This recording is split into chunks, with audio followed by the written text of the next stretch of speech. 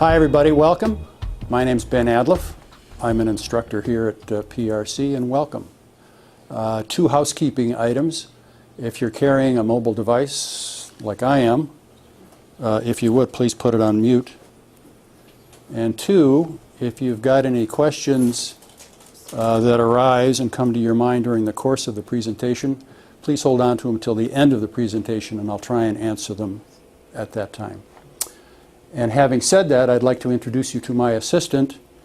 Hey, Cortana, say hi. Hi.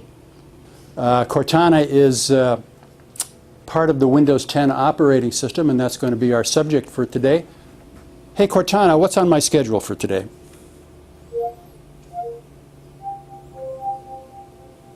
You have one event today.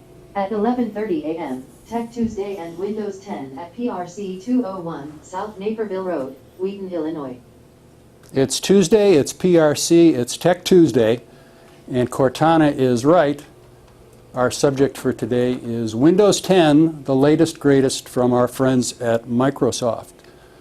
There is a story that says that Windows 8 was such a flop for Microsoft that when it came time for them to name their replacement for Windows 8, that they wanted to put as much distance between Windows 8 and their new operating system as they possibly could. So they named it Windows 10 and just skipped over Windows 9. Now, I don't know if there's any truth to that. There might be a grain of truth to that. But in any event, I think that Microsoft got a lot of things right with Windows 10 and corrected a lot of the things that they kind of messed up with Windows 8. So having said that, let's get a couple of bullet points up and talk about Windows 10 before we get into looking at some of the features about it. Hey, Cortana, start PowerPoint. Sure. Here's Microsoft PowerPoint 2010. Windows 10 is the personal operating system released by Microsoft as part of its Windows NT family of operating system. Its beta testing began in October of 2014 with consumer release on July 29, 2015. To encourage the use of Windows 10, Microsoft announced that during its first year of availability, upgrades to the operating system would be made free of charge to users of genuine copies of eligible editions of Windows 7 and Windows 8 after it's being upgraded to Windows 8.1. A terrific deal. Windows 10 introduces what Microsoft describes as a universal application architecture. These apps are designed to run across multiple Microsoft product families with nearly identical code, including PCs, tablets, smartphones, embedded systems, Xbox One, Surface Hub, and HoloLens. Variants of Windows 10 run on all of those devices. And the applications that are designed to run on those devices will run universally across them with only modest changes to the code associated with those. So it's a huge step forward in terms of simplifying the development and distribution of applications across a wide variety of physical devices. And finally, the Windows user interface was revised to handle transitions between a mouse-oriented interface and a touchscreen optimized interface based on available inputs, particularly for 2-in-1s. That's a fancy way of saying that if you've got a device in front of you that can be used both with a mouse and a keyboard and a touch-enabled surface, you can do that with Windows 10 seamlessly. You can enter information from your keyboard at the same time that you tap on something on the screen. Both interfaces include an updated Start menu, which we'll talk about today, that blends elements of the Windows 7 original Start menu with the tile approach of Windows 8.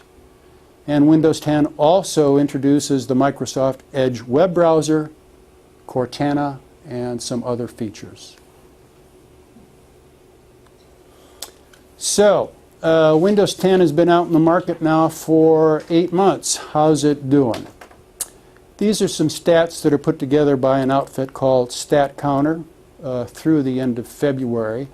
And they try and derive the market share for operating systems based on the number of web browser requests that are made from that operating system. And here's what we've got through the end of February. Windows 7, as you would expect, still has the lion's share of OS in use on desktops and laptops, about 46%. Windows 10 is up to about 15%. Windows 8.1 is hovering a little over 10. Apple OS 10 below that. We've still got people using XP, Windows 8, Vista, Linux, Chrome, and a variety of others. 60 days ago, the number for Windows 7 probably would have been 50%, maybe a little bit more. So the longer that Windows 10 is in the field, the more this number for Windows 7 is going to go down, and the more that's going to go up. Windows 8 is going to go down a little bit too, and 8.1 is going to go down. The others aren't eligible for upgrades, so Vista is pretty much going to stay where it is and go down. Microsoft has made the claim that they anticipate Windows 10 to be running on 1 billion devices within 2 to 3 years of its release, bearing in mind that that includes laptops, desktops, tablets like the Surface tablet, Windows Phone, and a variety of other devices. So that's a pretty aggressive and ambitious goal for their operating system, and I think one that probably they're going to come fairly close to achieving. Here's a hot topic. Should I upgrade to Windows 10? A lot of you may have computers that are supplied to you by People's Resource Center. Some may not. But here are 3 takeaways. If you have a computer provided to you by PRC running Windows 7, then you may try and upgrade. You may or may not be successful. There's a lot of dependence on that. But Roger and the folks upstairs are now in a position to support Windows 10 should you decide to upgrade your computer. If you own your own desktop or laptop computer, then you should consider upgrading to Windows 10, bearing in mind, however, that some features found in Windows 7 and 8 and 8.1 will not be available in Windows 10. Well, what are they?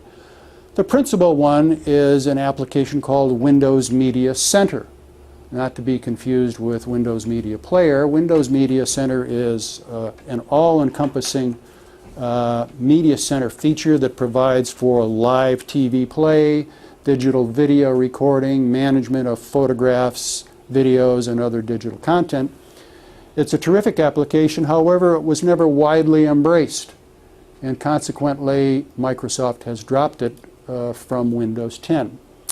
Also, there are a couple of others less noteworthy. There's the old Windows 7 desktop gadgets, which are going by the way.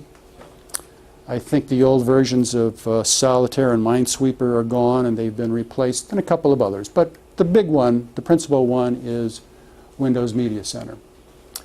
Now be advised that if you do decide to upgrade to Windows 10 and it is successful, some of your hardware or software might not work as it did before. Printers, scanners, sound cards, whatever. Now that's not the fault of Windows 10. That's really more on the plate of the folks that make those printers or scanners or sound cards, because they haven't upgraded the software that allows their devices to talk with Windows 10. And in some cases, they may never make their software available to talk with Windows 10 because the device is just so old. So that if you've got a printer from 1993, chances are that might not work with Windows 10. So be advised. Some key dates. Again, to repeat, the OS was first introduced for consumer release on July 29, 2015. July 29 this year, the free Windows upgrade offer from Microsoft expires. Asterisk. Microsoft hasn't said what they intend to do after July 29th. Are they going to start charging? Don't know. Are they going to extend the current upgrade period? Don't know. Are they going to create a new upgrade offer? We don't know that either. And chances are we won't know it until we get pretty close to July 29th. So bear that in mind too. Further on down the road, mid-January of 2020 is the end of Windows 7 extended support.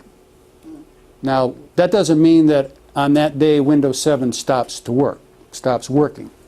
That you go to boot up your machine on the 14th or 15th of January and it doesn't boot. It'll still boot. It'll still work. It'll still run. It's just that Microsoft isn't going to provide any updates to that operating system anymore. And that's not necessarily a good thing. And even further on down the road, for those few folks that are still running Windows 8 and 8.1, January 10 of 2023, the same thing happens for that operating system. So those dates aren't going to change. Microsoft is going to stop supporting those operating systems on those dates. The operating systems will continue to work. They just aren't going to be supported and updated anymore. Yeah? Might also mention too that if you do want to go to Windows 10, your computer might not be able to take Windows 10 due to memory. Yeah, there are some requirements as far as hardware are concerned. Memory is a key one. I mean, the minimum requirements for that, I think they say, are 1 gigabyte of memory for a 32-bit operating system and 2 gigabytes for a 64. So, yeah, you'd have to be aware of that. Fortunately, when Windows 10 does install, it goes through a self-diagnostic and tells you whether the hardware that you're trying to install this operating system on is going to be up to snuff. So it's going to give you a heads up before that occurs. So with that in mind, let's take a look at 6 features of Windows 10 that I think are interesting and are important to know about at any rate. It's not my intent to try and make you experts here today on this stuff, but just to give you an idea that it's there. If you're using it, you may be familiar with it already. If you're using it, you may not be familiar with it. So this is just kind of a high-level overview of 6 of these features. The Start menu. When Windows 8 was introduced, Microsoft, in its wisdom at the time, decided to do away with the traditional Windows 7-looking Start menu. And they replaced it with what they called the Start screen. If there was anything that irritated Windows users more than that change, it was that change to the Start menu. And it served as the single most frequently complained about issue in the change from Windows 7 to Windows 8. The Start menu has been redesigned, and it incorporates elements of both the original Windows 7 Start menu and some of the elements of Windows 8. We'll take a close look at that today. We'll spend some time with Cortana. We'll take a quick look at the new Edge web browser that replaces Internet Explorer, the original web browser that's been with Windows since about 1995. We'll take a look at Task View, which is a terrific new feature of Windows 10.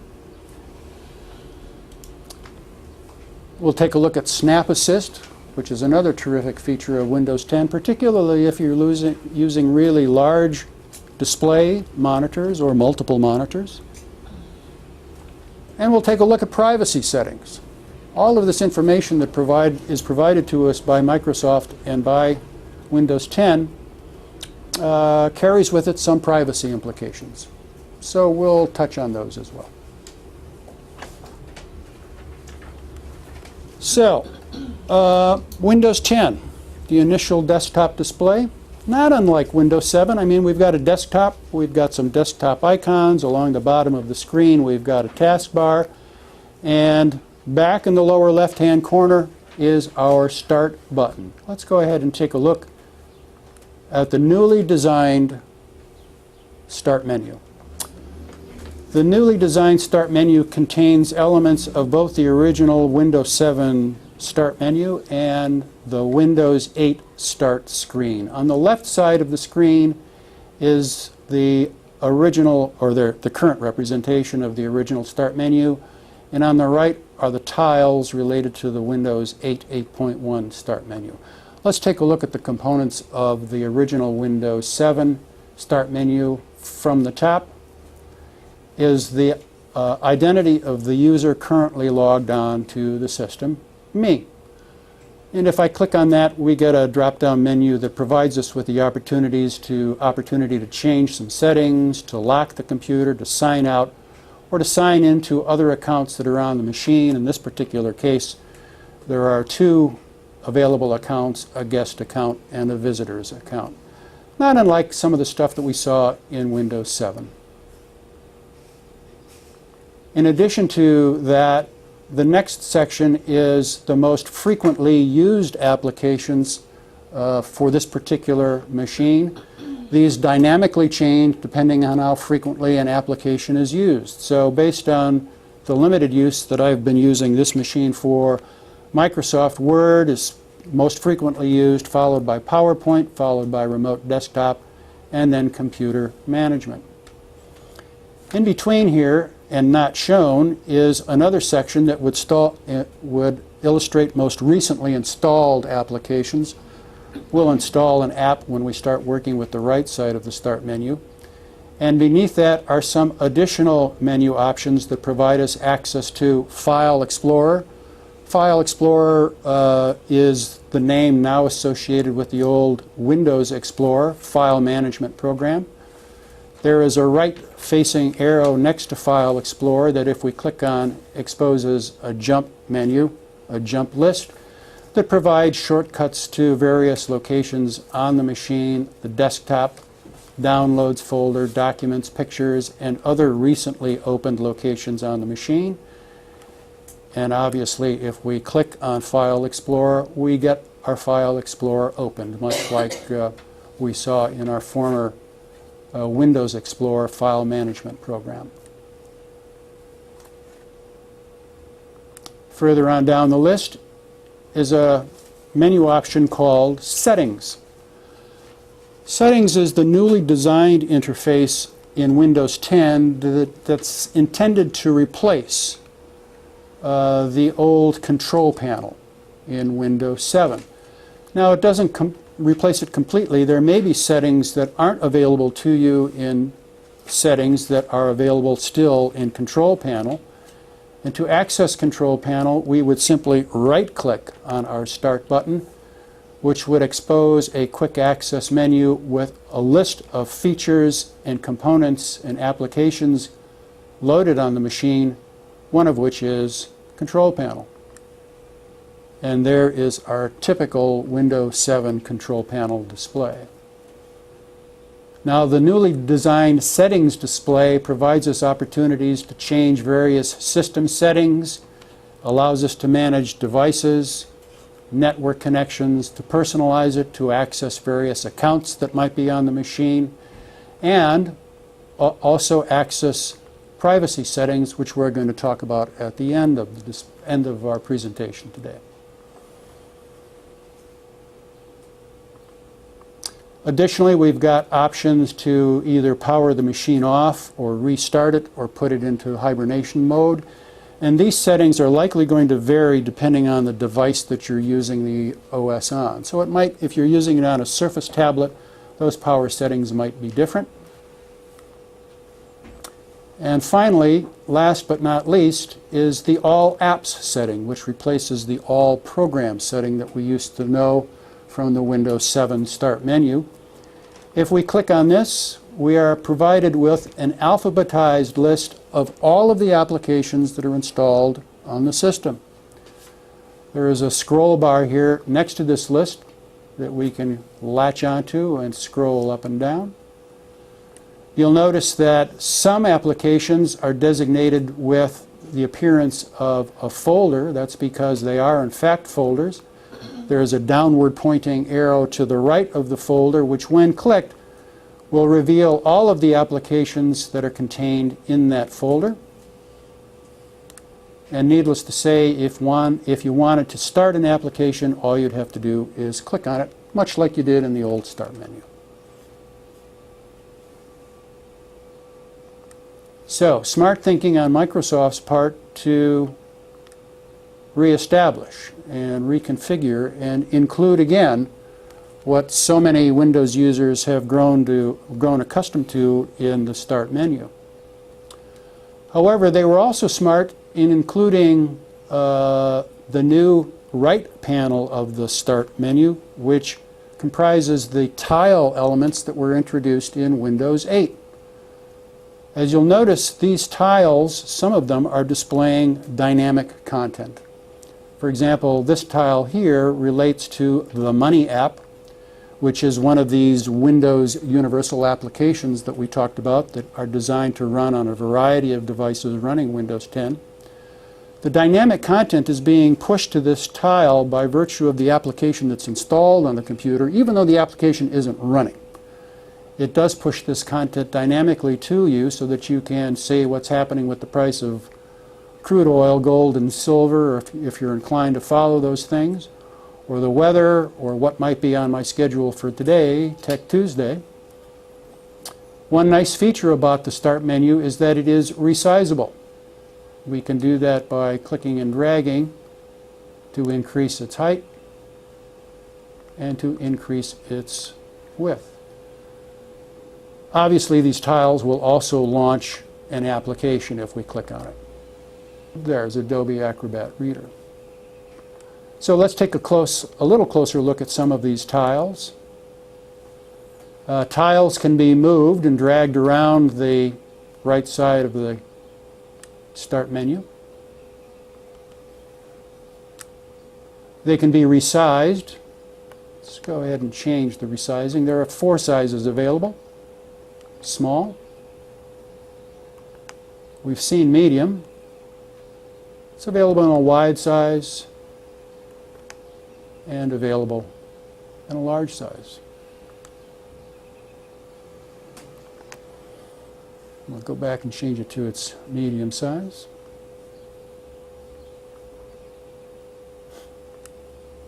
A nice feature about these is that they can be removed from the Start menu.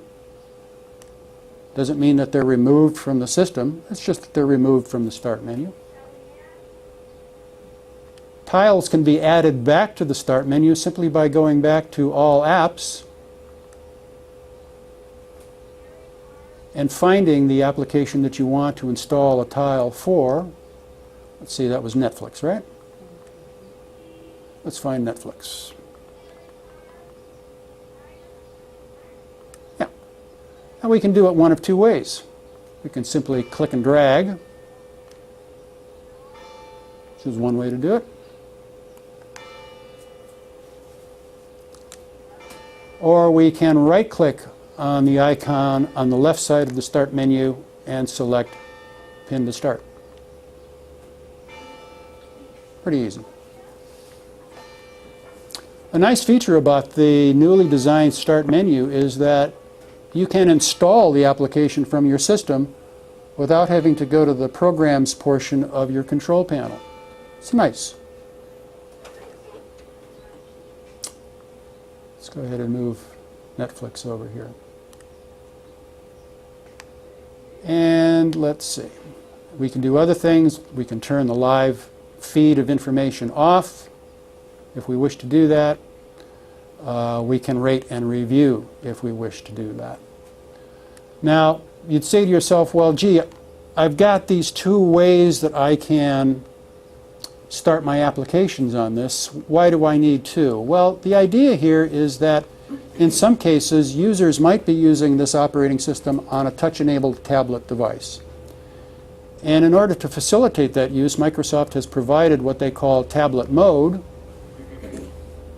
which can be started, which essentially kind of hides the original Windows 7 Start menu and just provides the user with an interface consisting of these tiles that they can then tap on to start. Obviously, we're not using a system with a tap-enabled screen, but if the user taps on the Excel tile, Excel starts.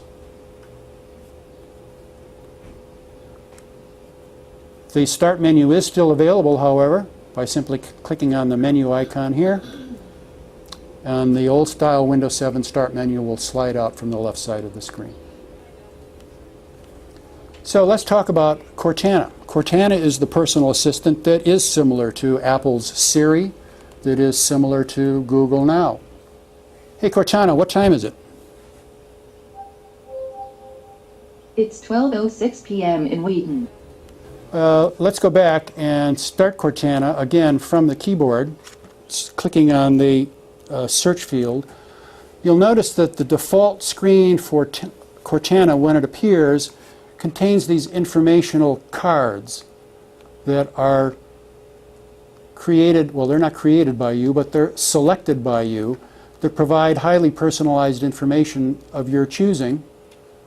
You can see that I've got a weather card installed here. I have a tips and tricks card related to Cortana.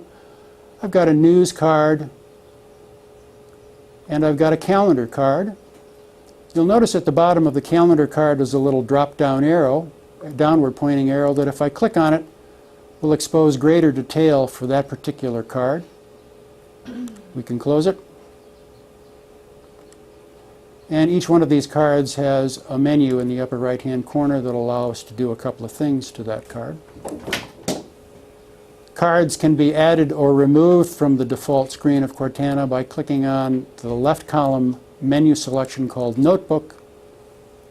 And from there we can add or remove cards ranging in interest from academic interests, Cortana, tips and tricks, eat and drink, finance, events, movies and TVs, special days, sports, travel, weather, etc. and so on. Cortana learns as it goes. The more it hears your voice, the more it begins to recognize your speech patterns, your tone of voice, how you pronounce certain words, and becomes more adept at understanding what it is you're trying to do. Hey Cortana, start word. Opening Microsoft Word 2010. Now if you're like me and you're always hating searching around your desktop icons to find the application you want to start, that's a nice feature. So I have a question, please. So as long as you're online, this thing's always activated? Yeah, Cortana requires you to have an active internet connection. Cortana will not work if you aren't connected to the web. So then any command that you want to make, you have to say Cortana first, and that just kind of engages it? No.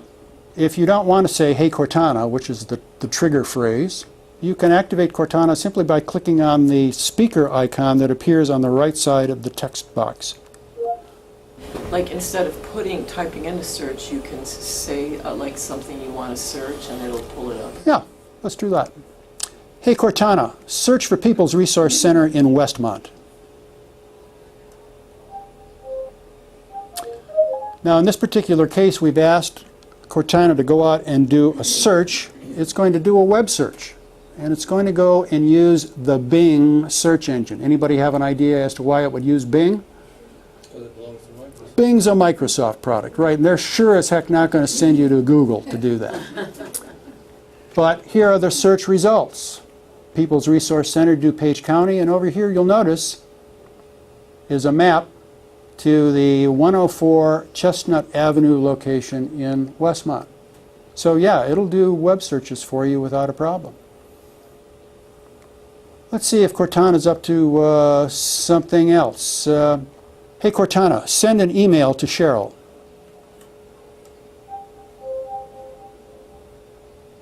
What should your email say? I'll be home by 1:30 today. Here's your email. Send it, add more, or make changes. Send it. Cortana's been having some problems with the word send. It doesn't have anything to do with the microphone. It's probably having difficulty in understanding what I'm saying. So I'm just going to press the send button.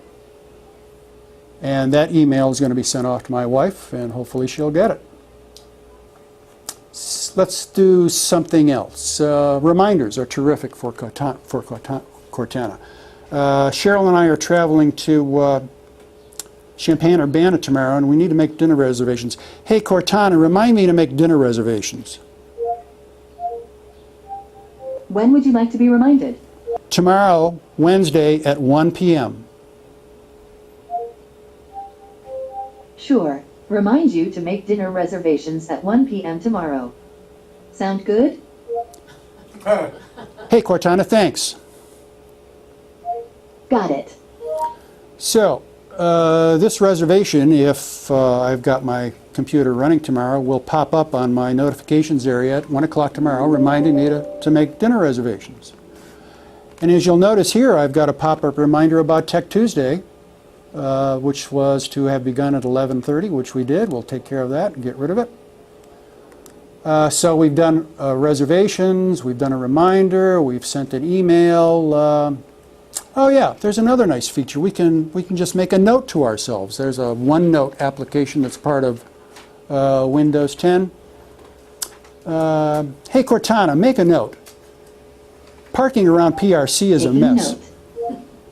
Parking around PRC is a real mess. Got it. Now you'll notice PRC came out to be Piercy. You know, we're going to have to cut it a little slack. I haven't been using this particular version of Cortana very long, so it's still learning the way I talk, but it's a nice feature. Simple math. Hey Cortana, what's 20% of $159.62?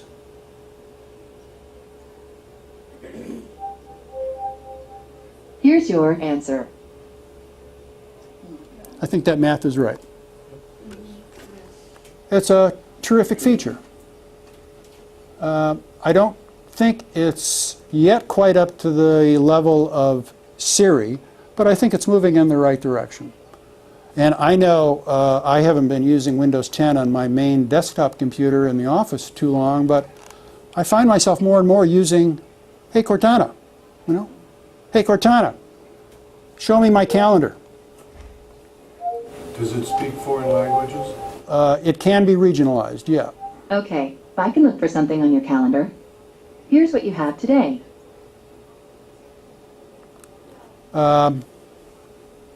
I guess I should qualify that.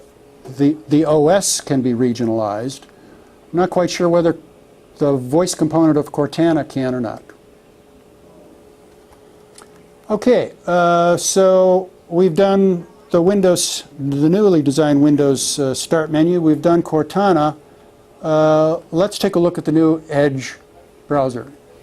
In order for you to be able to talk to Cortana, did you have to set up something or just voice activate it? No, Cortana has to be activated, and it provides you with the opportunity of speaking 5 or 6 lines that Cortana will use to kind of identify how you speak.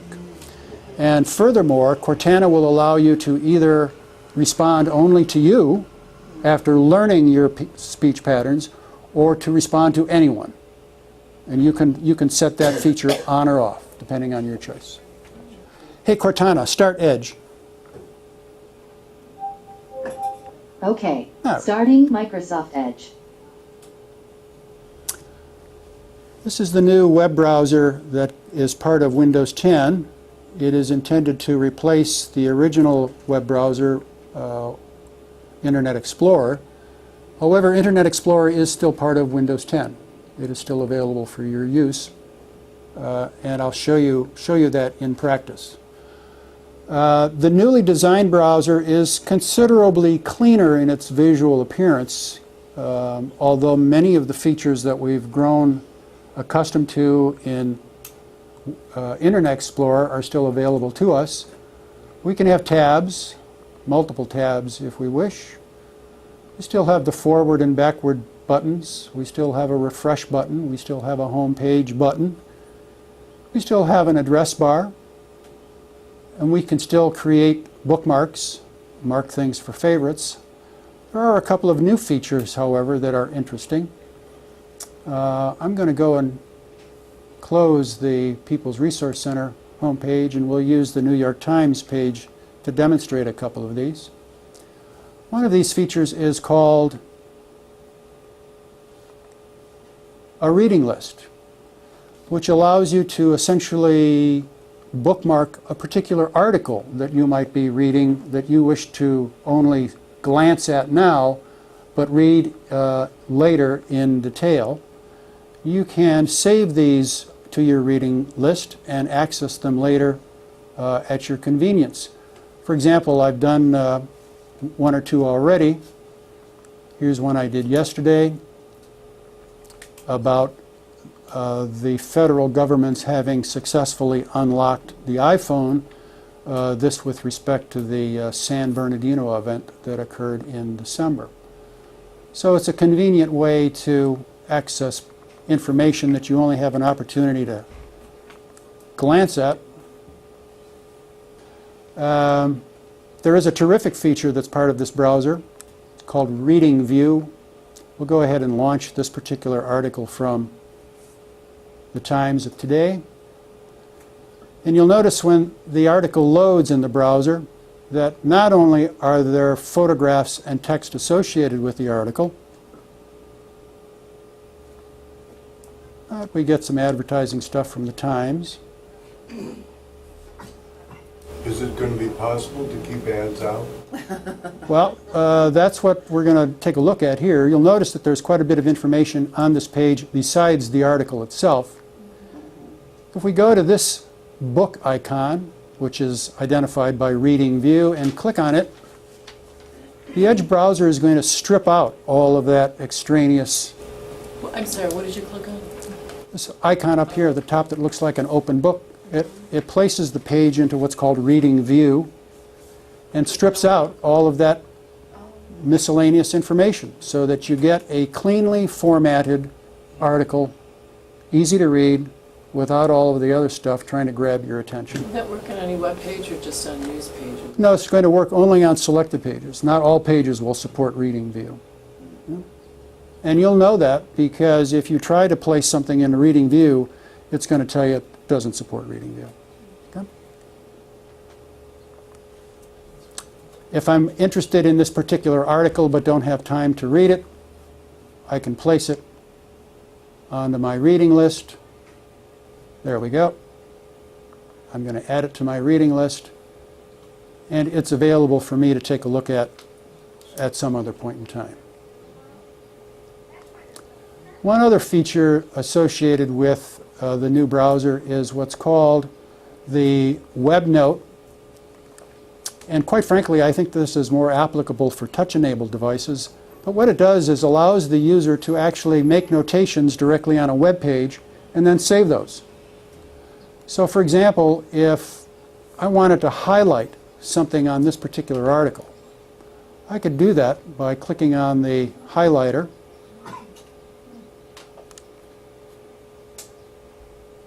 If I wanted to highlight something else in the article, I could do that, etc. and so on. And then, yep, anything. And then save that. I could save it to OneNote, which is the online note-taking service, Favorites, or Reading List, so that it's a way for you to share information with others directly from a web page and mark on that web page elements that you think are of interest and that others should be made aware of. And again, I think this notion of highlighting things is probably more easily done with a touch-enabled device where you can actually do that on the screen as opposed to trying to use a mouse pointer to do that.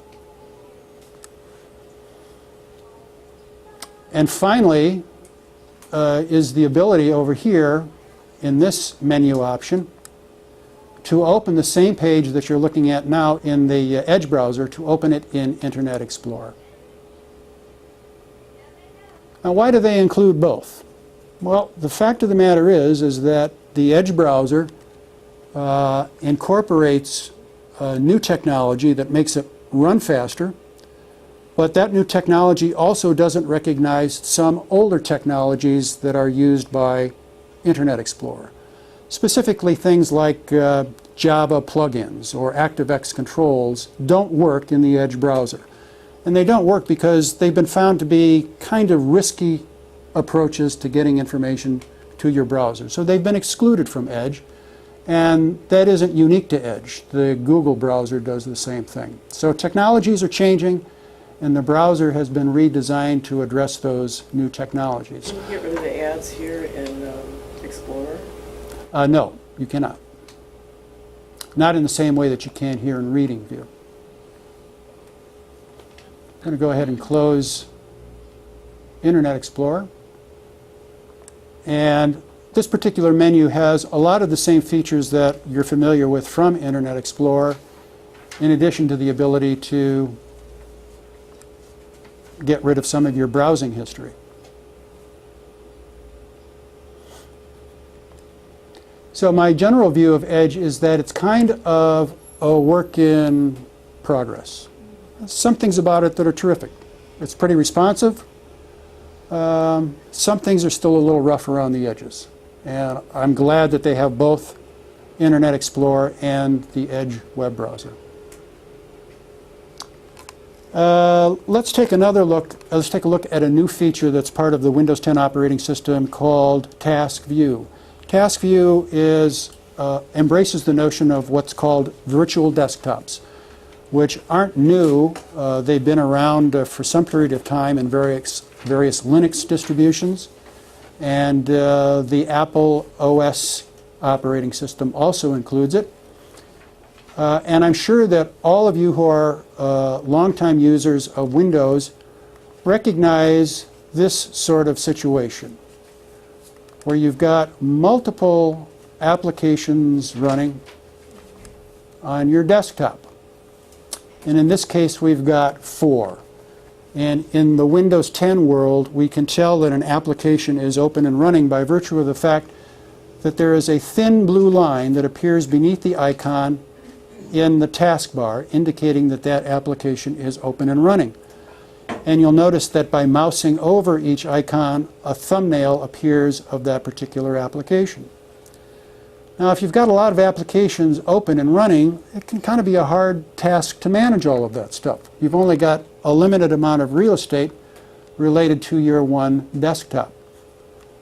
Task View allows us to manage that in a little bit easier and more logical way. Let's go ahead and click on the Task View button, which is directly to the right of the Cortana text box. And when we do that, we get a representation of the 2 applications that are currently open and running on the only desktop that we currently have enabled running in Windows 10. Now, let's say for the sake of conversation that I want to have my business applications like Word and Excel open in one desktop, but I want to have other applications, maybe a Facebook and a Netflix application, open in another desktop, so that I can kind of keep these sort of personal activities separate from my business activities. I can go ahead and create a new desktop by simply clicking on the plus sign over here in the lower right-hand corner, and Windows 10 creates another desktop, Desktop 2. And if we click the thumbnail for Desktop 2, we get ourselves a fresh, brand new Windows 10 desktop that we can do whatever we want with. And if I wanted to, say, launch the weather app, and if I, say, wanted to launch, let's do the money app, I could have these 2 applications running in their own separate space on their own virtual desktop. Well, how do I access those 2?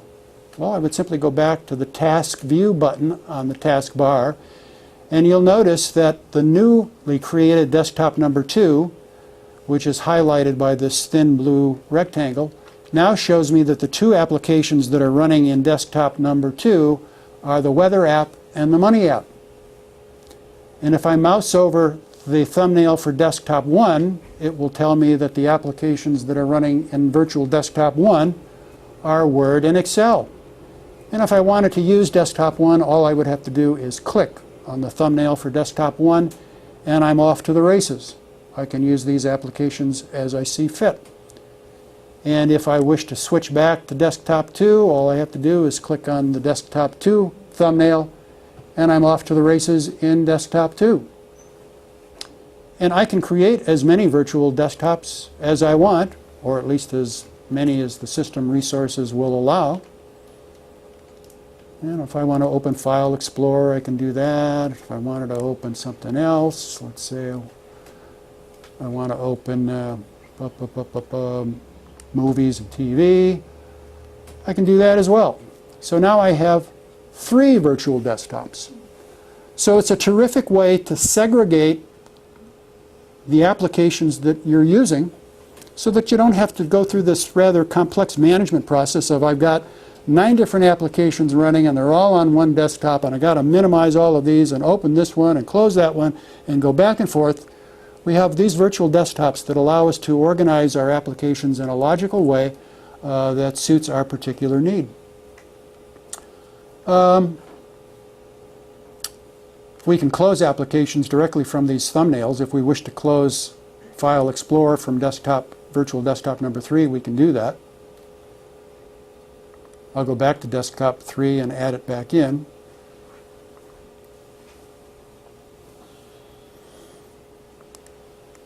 And we're back to where we were. Let's say for the sake of conversation that as we see here that there are 3 virtual desktops that I've been using. And let's say that I inadvertently close virtual desktop number 3. I can do that by closing on the X, clicking on the X. And let's say that I just happen to be doing some work in one of these 2 applications that I neglect to save. And I inadvertently close the virtual desktop. Am I out of luck? Is my work gone? And the answer is no. Because what will happen is Windows 10 will say, you know, they're closing this virtual desktop. There are a couple of applications open on it. Let's shift those open applications to the next available open virtual desktop. So desktop number 2 now has the original 2 applications from desktop number 2, plus the 2 applications are Movies and TV and File Explorer from desktop number 3. So if I was doing some work and I failed to save it, it would still be available for me to use. And the same thing is true if I close desktop number 2. Those 4 apps are all going to be pushed to the one remaining virtual desktop, desktop number 1. So it's a terrific feature. It's one that's long overdue in Windows, and I'm delighted that they've introduced it. As I said before, it's been around for quite some time in various Linux distributions. I'll go back down to virtual desktop. And I'm going to close each one of these from the virtual desktop interface. So may I ask for the desktops, you have to create it each time you log on? While you create a virtual desktop, when you first start the machine and it boots, you are at this desktop. If you wish to create a new virtual desktop, you need to click on the Task View button that's in the taskbar, and then create a new desktop by clicking here. So that you've now got 2. 1 and 2. But is there a way to save the virtual desktop? No. No. Each time you go back. Nope. and create. Yep. One time you go. Yeah. Just for that particular session. For as long as the PC is on, those virtual desktops will remain active if you've created them. When you turn your desktop off, they're gone. Now, another feature that's terrific in Windows 10 is Snap Assist, and it's particularly useful if you have really large displays or multiple displays. You can display multiple applications, as many as 4, on each screen. So let's go ahead and do that. Let's start Word. I'll launch Excel. I'm going to launch File Explorer, and let's launch Edge. The Snap Assist allows us to position all 4 of these open applications on our desktop by clicking and dragging.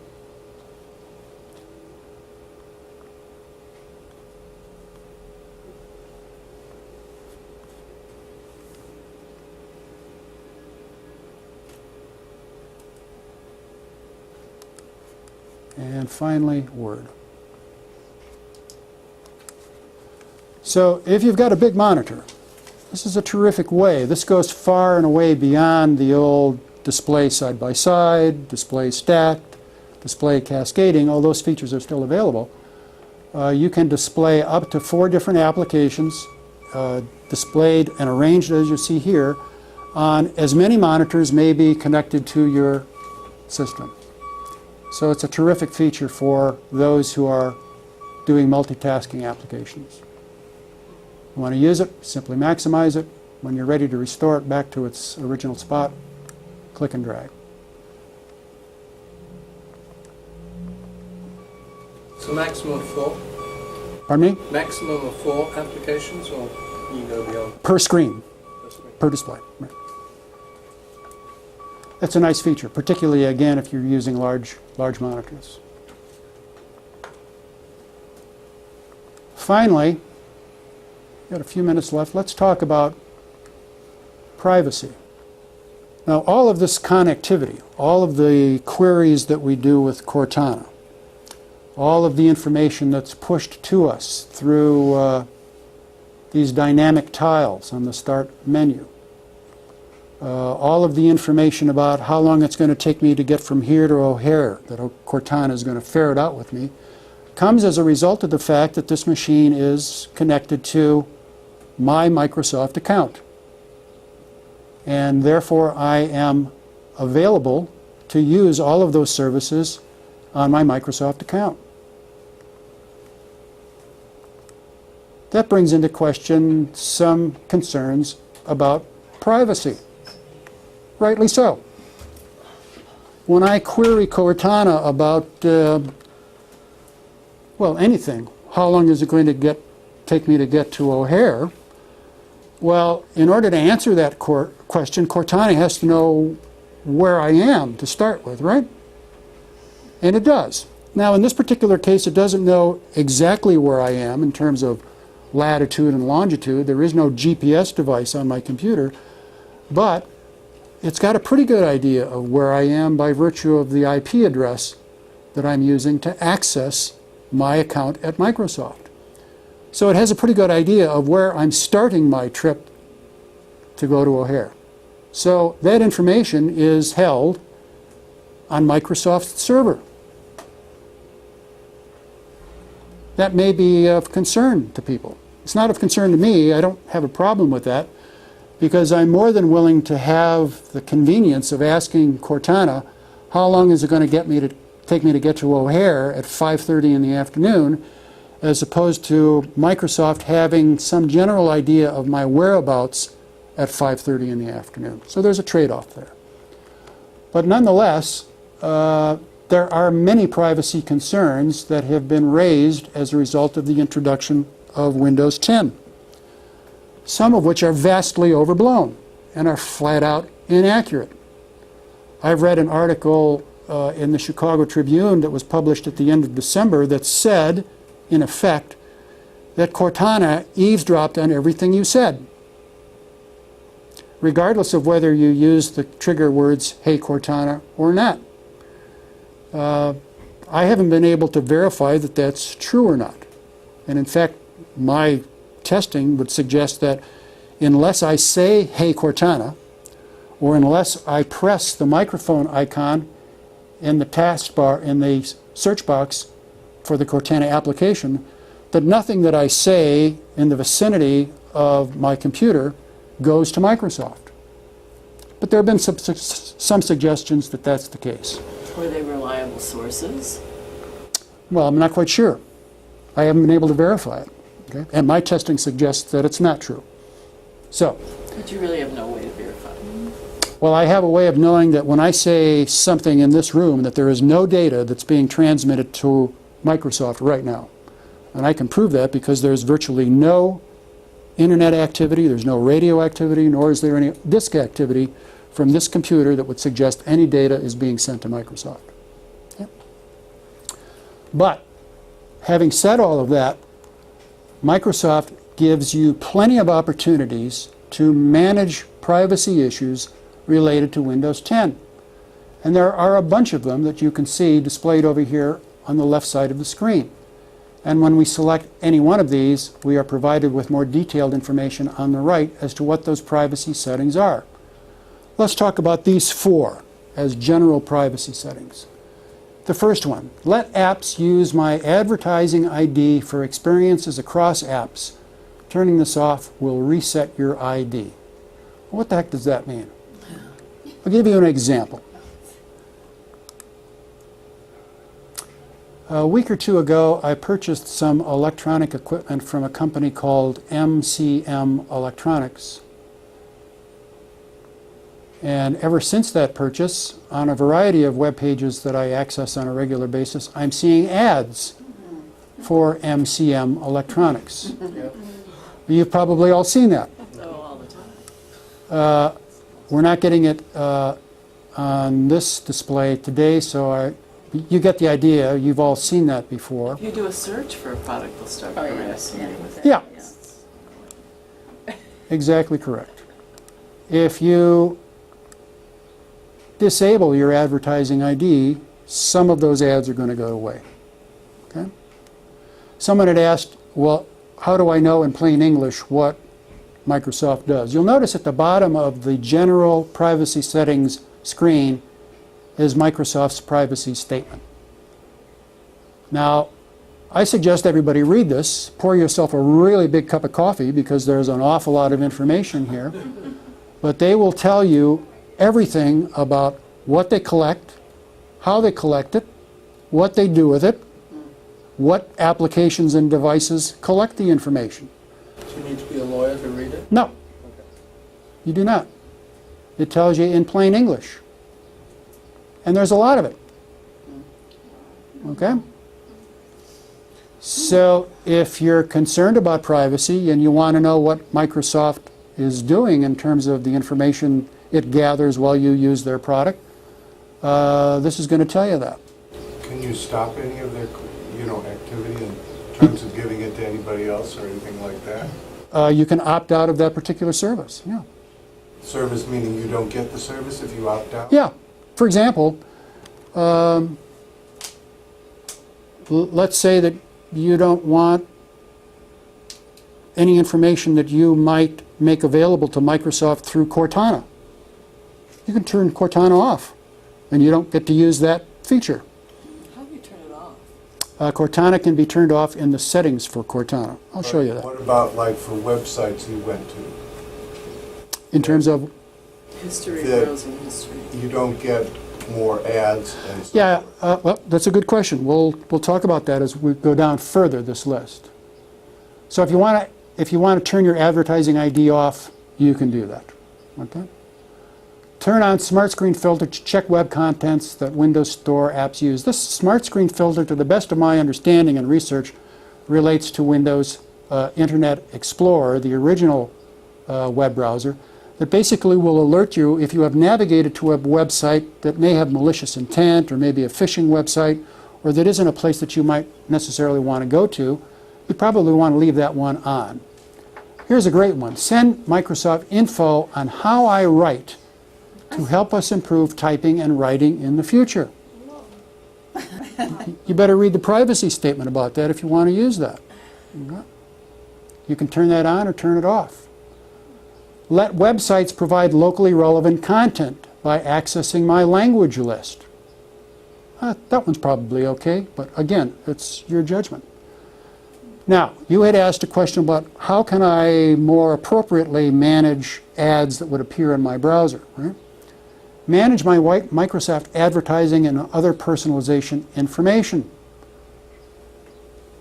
If you click on that link, there are means for you to control. This provides you information about the ads that you're provided. You can turn on or off personalized ads in this browser. You can even see a list of managing ads from other companies. And this application is going to go out and provide me with a list of cookies that have been put on this machine by other companies who are interested in sending me advertising as a result of my having visited a website.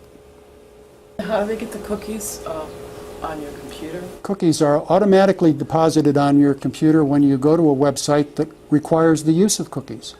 Cookies are good things. There's a lot of misunderstanding about them. Cookies are you'd be hard-pressed to be able to use the modern internet without the use of cookies.